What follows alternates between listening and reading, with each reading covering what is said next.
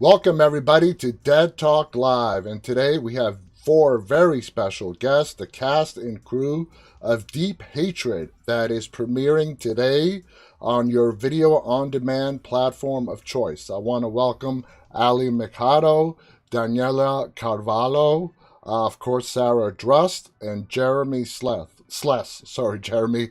Thank you guys so much for being here. First of all, congratulations on the release of the movie. The movie is called Deep Hatred. Like I said, it premiered today on your video on demand platform of choice. I saw this film, it was very well done. So, like, again, a big congratulations to you guys for doing this. So, let's get started right away. Daniela, you co directed the movie with Ali. Now, throughout the movie, we see the presence of water throughout the film. Dark, murky, sometimes even looks like blood, but it's predominantly water. In your mind, when you guys were directing it, what was the significance? Well, if you see the movie, you know what the significance is of the water. But what did you want to tell people as you were showing this water coming from the ceiling, puddling up on the floor, and so on? Uh, without giving any spoilers, first of all, hi everyone. Thanks for having us. It's fun to be able to see everyone together again after such a long time. So we're happy to be here. Without giving any spoilers, we wanted the water to be a strange thing that caught everyone's attention and gave a strange feeling to the audience. It was almost like a character Yeah. in the movie. It was like a unknown character that appeared from time to time that tried to give us tips of what was going on or what could happen. Maybe Fale wants to talk a little bit more about that. I mean, yeah, Ali, you were a co-writer on this film. So when you were putting the script together with your fellow writer, why the significance of the water throughout the film? What was going through your head? Well, the water, well, first, hello everyone. Thank you very much for having us here. So the water is a kind of emotional element in the film. So the film is about hate. It's about somebody who wants revenge.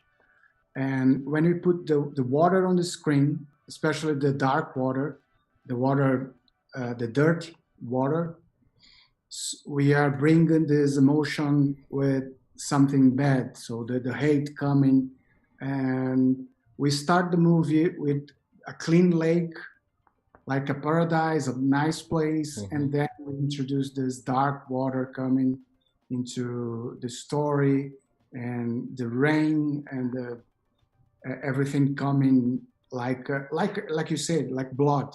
Exactly, and The the nice emotion of the four guys. it was Uh, sort of like this big foreshadowing of what was about to happen throughout the film. Now, Sarah, you play the character of Cindy. We see pretty early on in the film that your character suffers from epilepsy. Okay? Now, when it came to portraying somebody with epilepsy and actually having a seizure on screen, uh, what kind of mindset did you get into to portray that? And in your opinion, how critical was that to the development of Cindy's character? Yeah, well, it's so ironic that my boyfriend has epilepsy, so I've actually witnessed his seizures in person. So it kind of was uh, easy to tap into witnessing something like that and being exposed to it. But it is difficult to kind of put yourself in that place, and it is such a emotional place because when you do have a seizure, you're you're not in control of your body anymore. Yeah.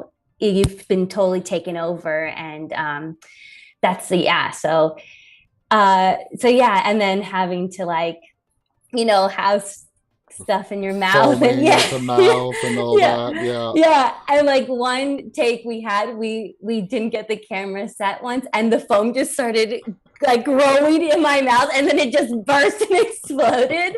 So it was like it was quite a blooper moment. It was pretty awesome. But yeah. That's So awesome. Now, Jeremy, your character Mark, we find out is just a huge character as the movie goes on. We'll leave that at that. Now, as the film progresses, Mark is questioning himself: what is real, what is not real. He's obviously witnessing, experiencing all these things that are going on around him in this farmhouse. Is that how you saw it as well? Did you get into the mindset of Mark at this point does not know what is real and what is not real? Well, I think there was something very interesting with all of that in terms of playing Mark. And the great thing that I loved about him was he was just so grounded and real and compassionate towards Sarah's character, Cindy. He really just only is there to support, and he's only there to just be her rock and her roots, which I think it's almost ironic that he's the one that almost sort of kind of starts seeing, these weird things happen and gets convinced that maybe there's something else going on, because it's the complete opposite of what his initial expectations of this trip were going to be. Mm-hmm. It's not like the other characters that were kind of seeing things a little bit more light and not as serious in terms of everything that's going on. He was the one that really had a specific job to do to support his girlfriend. And next thing you know, he's taken into this weird mystery type world that just kind of throws everything that he was trying to do out the window and forces him to almost, be responsible for how everything goes down. I mean, if they do this one thing or if they do that thing, I mean, it almost becomes his decisions in order to protect Cindy. Exactly. And I think, I just loved being able to kind of grapple with that struggle, because it just, there were so many elements and so many levels that Ale and Danny and myself played with along with Sara. And I think, I think we found some really good moments, but it was definitely a challenge. And I think there were certain moments where I had to choose the amount of, I don't want to say hysteria, but the amount of how much I kind of let these things take me over. Exactly. Because I always have to remember that I'm there to support and, but also to deal with these things at the same time. Out of the four of you, the four main characters, in your mind, why do you think it's Mark that starts seeing this? I don't want to give anything away. Starts seeing these things first, starts experiencing this phenomena first. He's sort of chosen in a way. Why do you think it was Mark out of all four of you that was chosen?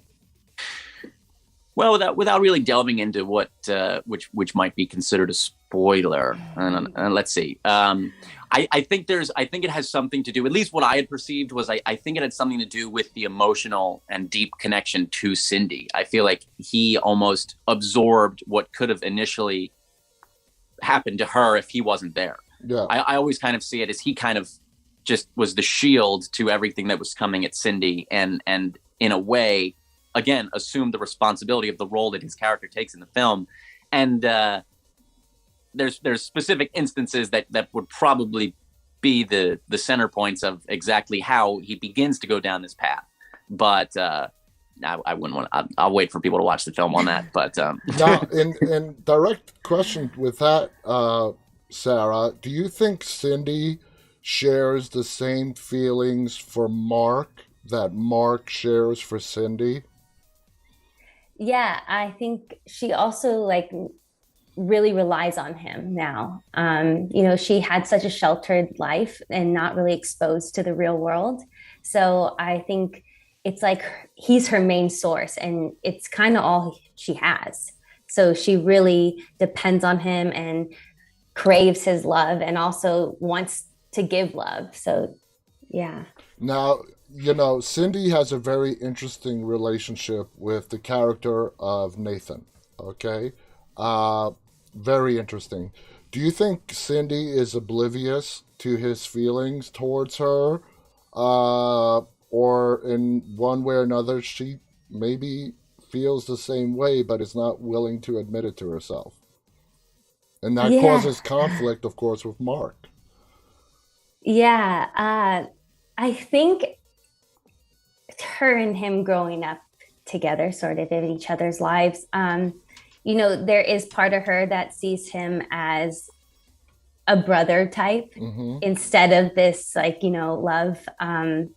But there is moments of her just knowing him for so long and feeling so comfortable with him, and they have history. Yeah. So it's that kind of, I guess, could lead you to thinking she could feel something for him, but it also may have never been able to happen because of their past and their history together. Gotcha. Yeah. Now, Ale, let's talk about let's call him the antagonist, the bad guy in the film.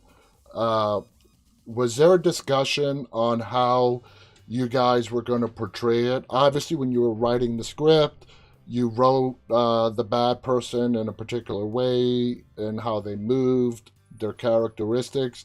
When it came time to filming, and now you have to show us this bad person, was there a lot of discussion before you guys settled on a look that everybody liked? Yeah, we made, at first we wanted to create somebody who was not bad from the beginning. So we picked the realistic guy who was leading that community, and then he was betrayed, and because some interest in money and etc. And then he starts to, after they killed them. This is not a spoiler because it's the beginning of the movie. Yeah. But they killed them, and after that, he's completely made of hate. So our character, our monster, it's the hate itself. So we start to draw many concept arts, trying to figure out how we can represent visually this monster. Because I truly believe that this kind of movie needs a very unique monster to be successful. It was scary looking. Yeah, exactly. I don't think we have it's not a horror movie with some ghosts and some moods. So we do need a Freddy Krueger or a Jason, so Mike Myers. So we start to draw and thinking, well, he was drawn it in the beginning of the movie. How we can put this? So we created a chain around the neck, and then we end up with that visually that I think it's very nice. Very nice. Yeah. Very visually explainable. Very scary. Now, Daniela, I've spoken to a lot of co-directors in a film, and usually when it comes to the division of duties, everybody knows when it comes time to directing what each director's duties are. Did you and Ali have talks when it came to the directing of the film on who's going to do what and how you guys were going to split the work up? Yes, we actually had worked together before. So when she decided to make this movie, she called me up and she said, "Do you want to co-direct? I need some help. It's going to be really tough. I'm doing other things, so we can work together." I said yes. I was actually an AD for a long time. I did her first feature film as her AD. That's how we met. Nice. And so I went on board, and we talked a lot about the process. She had very clearly on her mind the movie because she wrote it, so it was much more clear for her than it was for me. And we had long conversations about the process. And she's an avid horror film watcher, and she loves that. So she's more into that than I was before going into the movie. And after that, I watched everything that I could. So it was great. Before going to make the movie, I watched a bunch of horror movies and a bunch of thrillers and things like that. And we end up sharing the director's chair. Very, I think we didn't have a specific thing that I did and a specific thing that she did. We did everything together. So sometimes I was the one talking to the actors, sometimes she was, and we talked about the shots and how we were gonna do the scene, and we actually just talked about everything and did everything together. I don't think there was one scene that we said, oh, I think we should do it this way, and she said, I think we should do it this way. I think we end up it was a collaborative effort. It was a collaborative effort from the beginning to the end. Nice. After I read the script, we talked about it, and it was from day one. Now, so, Jeremy, as you were reading your character's arc in the film, Mark, and seeing how complex your character is from the beginning to the end, did you and Ali have a lot of talk, since Ali was the writer, co-writer who sort of came up with how Mark's arc was going to go? Did you have a lot of questions in regards to his arc and so on?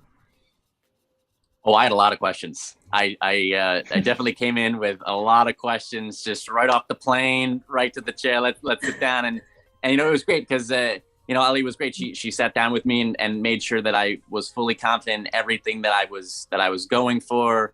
There was never a wrong time for me to ask her a question, no matter what we were doing on set or anything like that, because there was so much that I was grappling with Mark. And I always would say when we were filming, I would say that Mark he's kind of in his own movie. Like, he's got like his own thing going on in his mind. He's going this way. Everyone else is kind of over here. And there's this like push and pull.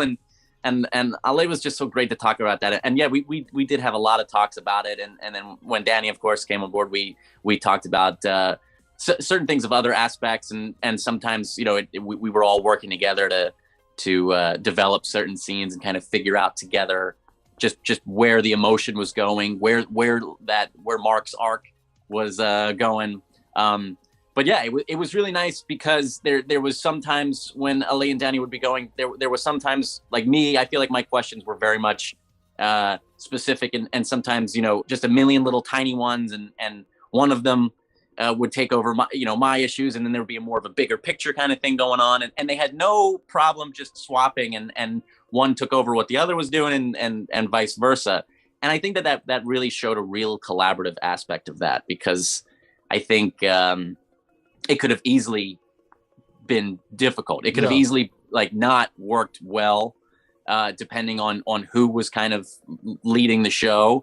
But like Danny said, they both worked together before, and once I had my hesitations going in, because I was like, oh my God, I got 8 pages of questions here, and I'm about to blindside them with all this stuff I got going here. But right when we started talking, I mean, just right off the bat, I felt really comfortable and solidified in what I was doing, and I also felt free to take risks in certain takes, and allowed me to relax and kind of make sure that I was comfortable focusing on Mark's own storyline, even if it felt like I was detracting from the others, which essentially the thing I was worried about was the thing that I ended up finding out from both Ali and Danny, which they ended up finding out that I was on the right path after all. Yeah. No, I don't think. But yeah, it was wonderful. I don't think you did. I think everybody, all 4 of you, had their own story, and everybody had awesome screen time to tell it. Now, Mark's story is told beyond just the dialogue that you have. It's told in your movements, your facial expressions, anger, pure terror when you're afraid. You worked that very well, and it came through very well, because it gave us a glimpse into your character's mindset. Was that something that you purposely did and worked on? Yes, actually, it's specifically enough. It is something I played with a lot. Ali and I, we really worked with my famous level system of percentages. We would always figure out what the emotion was in the scene, or at least the driving emotion, and then figure out what percentage it was to be revealed at this time. I mean, sometimes it would be at 37%, or we would dial it down to to a 21, or we would up it to a 54, depending on that emotion, because Mark had to restrain himself a lot for Cindy's sake. Yeah. He had to keep himself together for a majority of what could be a very stressful moment if he kind of just let it all out. But in terms of, keeping things together, yeah, there's a lot hidden there. And I think that as things slowly start to unravel, we kind of see that spiral take place. So yeah. It's very withheld, and it fluctuates between withheld and kind of letting loose. And in the end, it's kind of just this nice little bubble of energy that he kind of experiences, rather than something that was a little bit more clear cut, solidified. There wasn't exactly one way to play it. It was a very interpretive kind of character. Absolutely. Now, Sara, Cindy, if I was to describe the character of Cindy, a nice, easygoing person, does not like to cause conflict, rock the boat, very easy to get along with, very pleasant. That's how we see you when you're introduced to the film and as the film progresses. Was that something that you really had to tap into, or is that who Sara Drust is in real life? Yeah, I think it was pretty easy. I can be generally shy, and in my own personal life, and a bit of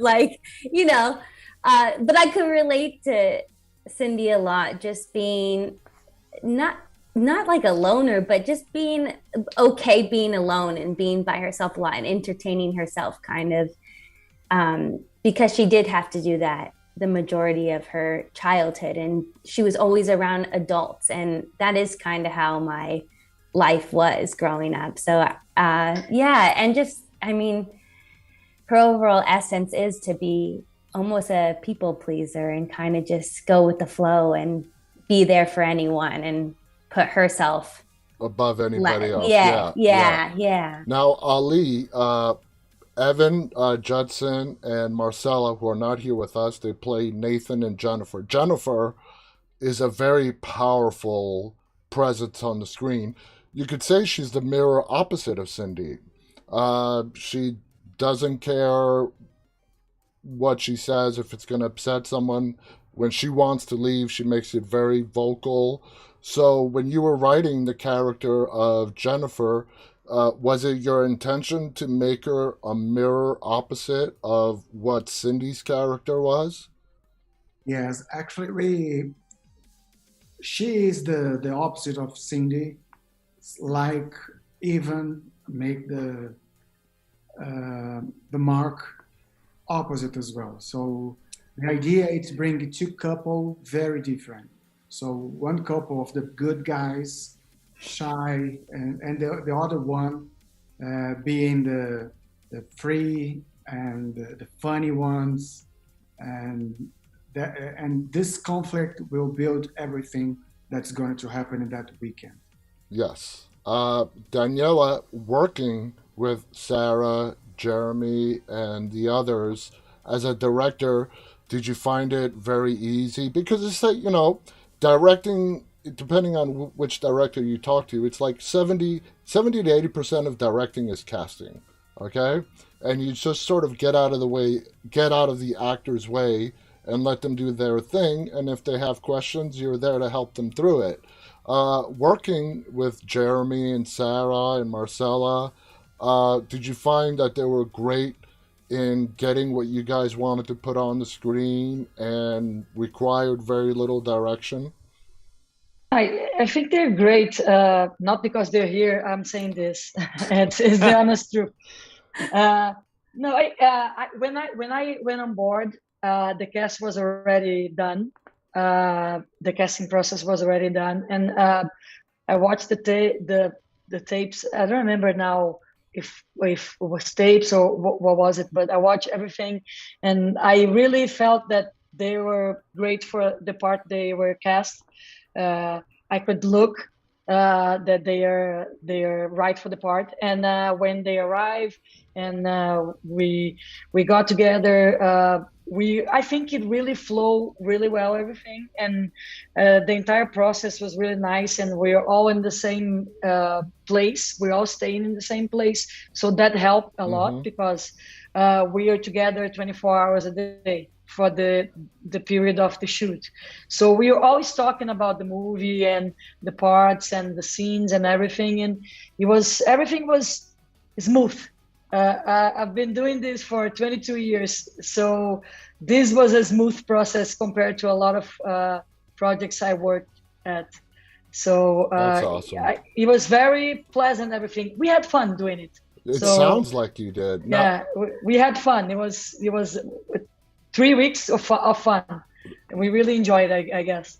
Jeremy, your Mark's character has a very interesting moment with Nathan when you sort of share with Nathan your plans to propose to Cindy. And do you think at that moment, Nate's reaction, is Mark oblivious to Nate's feelings towards Cindy, or does he take what Nate says at face value?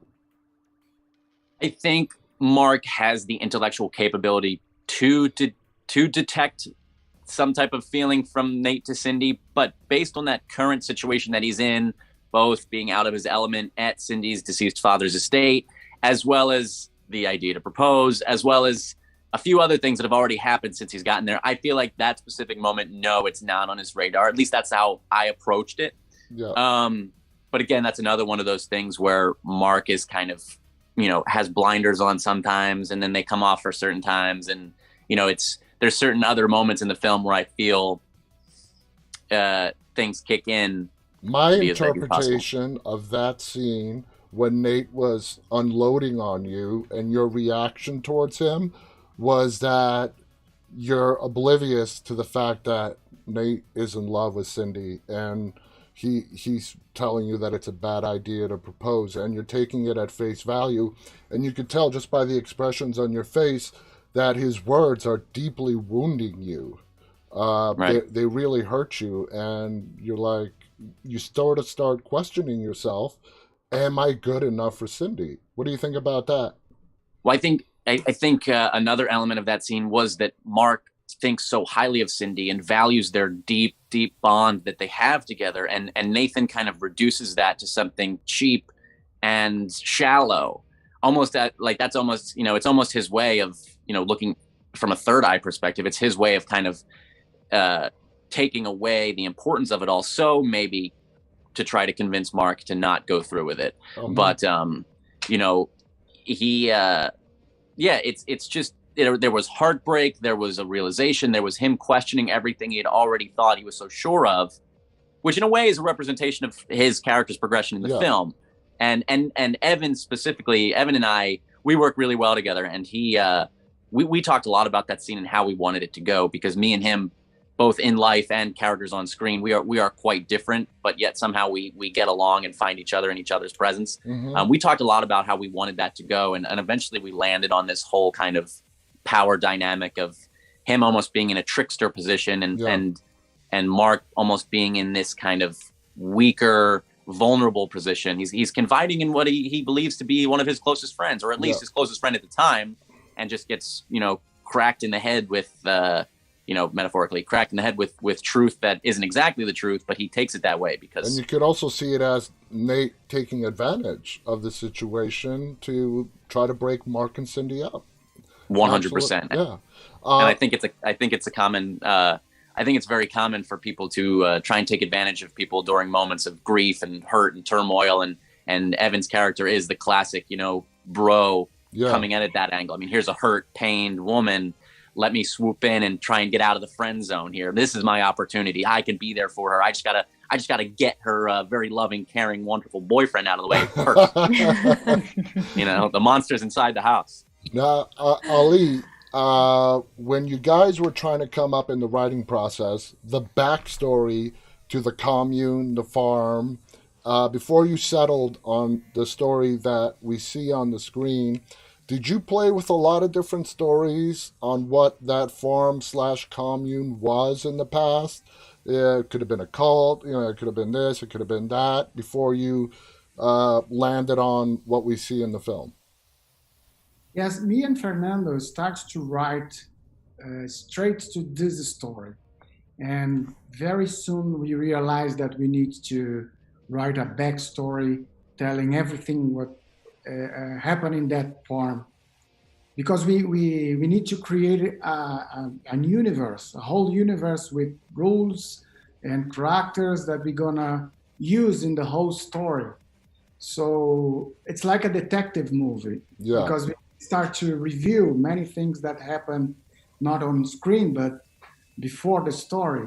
So we start to write the story of who was the priest who led that community, who was the Cindy's father, and why he was killed, and who was the grandfather of Nathan.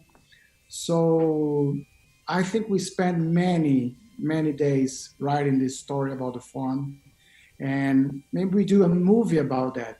If this movie works, we can do a prequel. The backstory to that commune / farm is very critical to the story, and you guys could have gone a lot of ways with it. There is no right or wrong way. I like the way you guys did go with it. More realistic, true to life. We're not going to say any more about it.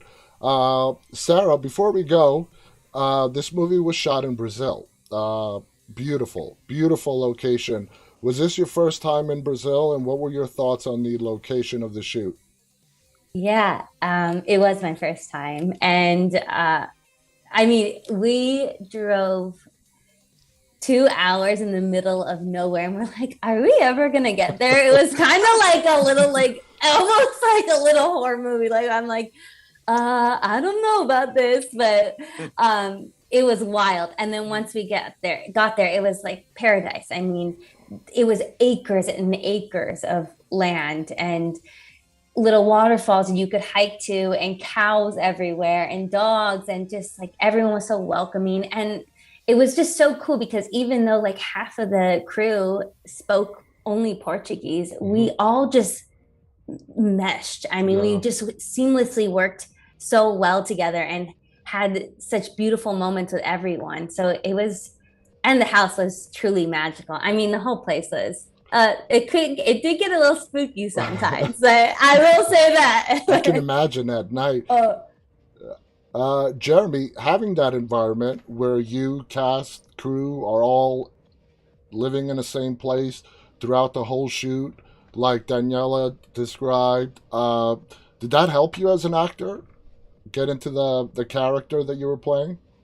Absolutely, 100%. I mean, my initial training comes from a theater background, and as much as I love theater, I mean, the glory and just the feeling I get from being on set on a location of a film is unmatched for me. I mean, I've been on my share of sets, but getting to go to Brazil and being on that farm with everyone there, who many of which, right, like Sara said, didn't speak English, and just getting to make some form of art was, yeah, it of course helped, because a lot of similarities to what Jeremy was actually going through was the same thing that Mark was going through. I mean, he had never been there. Mark had never been there. I had never been there. I mean, there were so many things, like we would film in a location and I could have sworn I had seen this whole farm, but yet we would go to this house or this room or this area and I'd be like, where was this other building here the whole time? And it just really helped me get into it, and just the mood and just the culture of another country. I mean, I could talk for another 2.5 hours about